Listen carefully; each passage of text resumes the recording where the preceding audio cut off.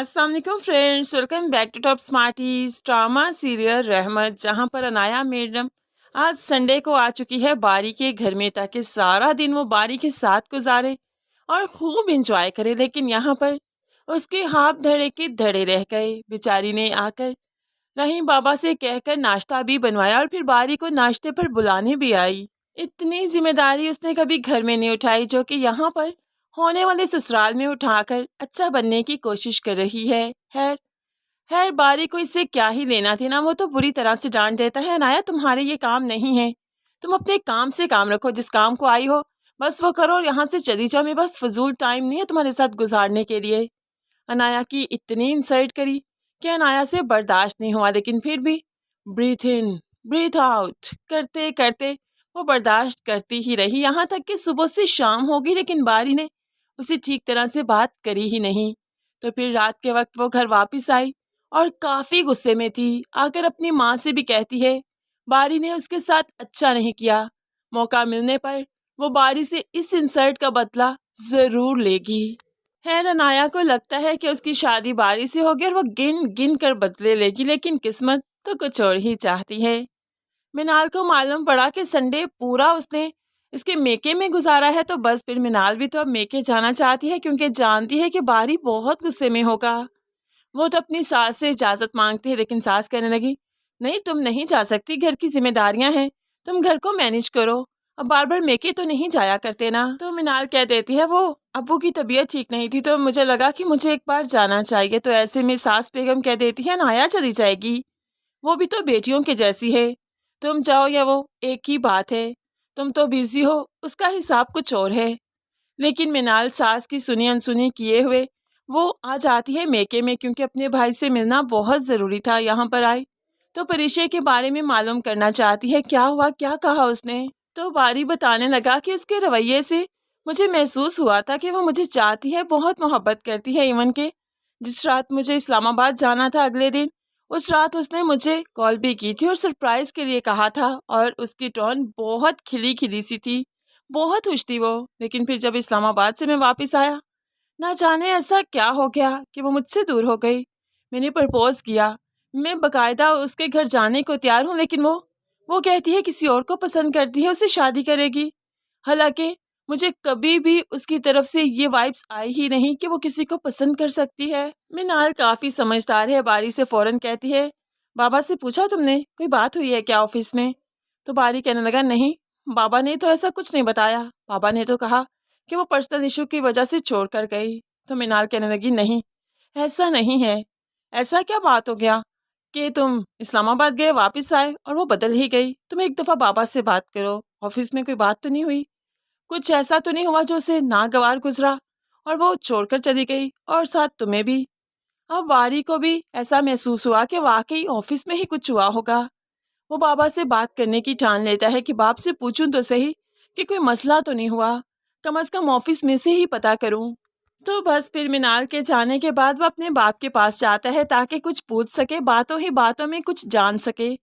यहाँ पर गया तो बाप शायान साहिब सुफियान से बात कर रहे थे। भाई साहब देखिए, अभी तक तो वही हो रहा है जैसा मैंने सोचा था, जैसा उस लड़की को प्रेशराइज किया था ना, बिल्कुल वैसा हो रहा है। वो बारी के सामने एक भी लफ्ज़ नहीं कह पाई, सिर्फ उसने इतना ही कहा कि वो ये शादी नहीं करना चाहती। सिर्फ उसने खुद को उससे दूर कर लिया, ना कि मेरे बारे में कोई बात की। लड़की तो अच्छी भली लगती है लेकिन लेकिन है मेरे स्टेटस की ही नहीं।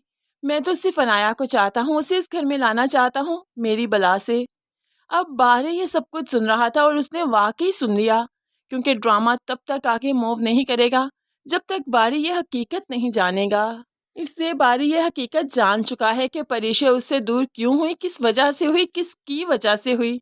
बारी अपने बाप पर बहुत गुस्सा है। अच्छा तो आपने इस्लामाबाद मुझे इसलिए भेजा था कि आप अपनी चाल चल सके, और वो देखिए वो भी इतनी पागल इतनी हुद्दार है कि आपकी शिकायत तक नहीं की मुझसे, बल्कि खुद को बुरा बना लिया मेरे सामने कि वो किसी को पसंद करती है, उसकी शादी हो रही है। हालांकि ऐसा नहीं है, मैं पागल तो नहीं, अंधा तो नहीं, मुझे नज़र नहीं आता क्या? वो मेरे साथ खुश थी, मैं उसके साथ इन्वॉल्व था, मैंने पहले ही इजहार किया था, लेकिन उसके बाद वो भी खुश थी क्योंकि उसने कभी किसी और को चाहा ही नहीं था। और आपने आपने मुझसे मेरी चाहत छीन ली अपनी भतीजी की वजह से। उससे तो मैं शादी हरगिज़ नहीं करूँगा, और परिशे से मैं आपको शादी करके दिखाऊंगा। अब यहाँ पर बारी गुस्से से अपने कमरे में आया, काफ़ी परेशान है कि क्या करे, कैसे करे। परिशे की हकीकत तो वो जान चुका है, लेकिन अब कैसे परिशे के घर जाकर उसका हाथ मांगा जाए बगैर बाप के। लेकिन है, अब बारी ऐसा ही करेगा। दूसरी तरफ दादी जो बातें सुन रही थी अलीज़े और परिशे की, कि अलीज़े ने जॉब छोड़ दी, तो वो भी जुबैदा को बताती है और जुबैदा भी परेशान कि कैसे इस घर का सारा निज़ाम चलेगा। परिशे से पूछने लगी, बेटा जॉब क्यों छोड़ी?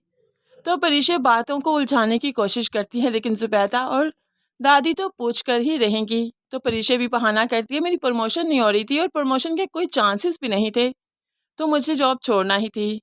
तो जुबैदा कहने लगी, लेकिन तुम्हारी प्रमोशन तो हो चुकी थी, तुमने मुझे खुद बताया था। ऐसे में परिशे कहने लगी, नहीं सिर्फ बात हुई थी, उसके बाद वो लोग पलट गए और कोई चांसेस भी नहीं थे प्रमोशन के, इसलिए मुझे ये जॉब छोड़ना पड़ी। तो दादी कह देती है, तुम बारी बेटे से बात करती ना, बहुत अच्छा है, वो अपने बाप से बात करता। तो परिशे कहने लगी, उसके बाप का ऑफिस है, वो वही करता है जो उसका बाप कहता है, वो एक्स्ट्रा ऐसा कुछ नहीं करता जो उसका दिल चाहता है। लेकिन खैर बारी तो वही करता है जो उसका दिल चाहता है, और अब के बार भी वो खुद आएगा या फिर मिनाल के साथ आएगा और परिशे का हाथ दादी से और जुबैदा बेगम से बड़ी ही इज्जत से मांगेगा, जिस पर हाँ हो जाएगी। लेकिन दादी की यही यही ख्वाहिश होगी कि बाप भी आए, और बारी बताएगा कि बाप फिलहाल नहीं आ सकता, लेकिन बहुत जल्द वो अपने बाप को लेकर आएगा, क्योंकि बाप आउट ऑफ सिटी है। अब यही कहते हुए वो परिशे का हाथ मांग लेगा, उसे मंगनी कर लेगा और उसके साथ फिर अच्छा वक्त भी गुजारेगा। परिशे को बताएगा कि वो अपने बाप की हकीकत जान चुका है और इसलिए वो अपने बाप से लाताल्लुक हो चुका है। वो परिशे को अपनाना चाहता है और उसके बाद बाप को कोई एतराज़ नहीं होगा। परिशे अपनी मोहब्बत को बार बार खोना नहीं चाहती, वो अपनी दादी को कोई सदमा देना नहीं चाहती, इसलिए दादी ने जो ये रिश्ता तय किया तो वो भी खुशी खुशी इस रिश्ते को कबूल करती है, बेशक शयान साहिब माने या ना माने। और आगे चलकर शयान साहिब को तो अब मानना ही पड़ेगा।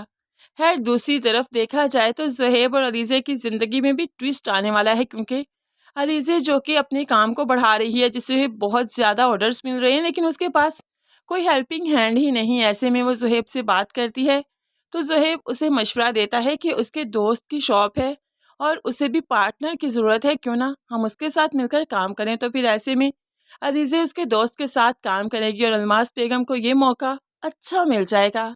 अलीज़े और उसके दोस्त को आपस में लेकर वो काफ़ी बातें करेगी और अलीज़े की किरदार कशी करेगी, जो कि ज़ुहैब बर्दाश्त नहीं कर पाएगा। वो ऐसी मौके देगी ज़ुहैब को कि ज़ुहैब को वाकई शक हो जाएगा, यकीन हो जाएगा कि अलीज़े उसके दोस्त के साथ इन्वॉल्व है। तो बस फिर इनकी कहानी में तब ट्विस्ट आएगा।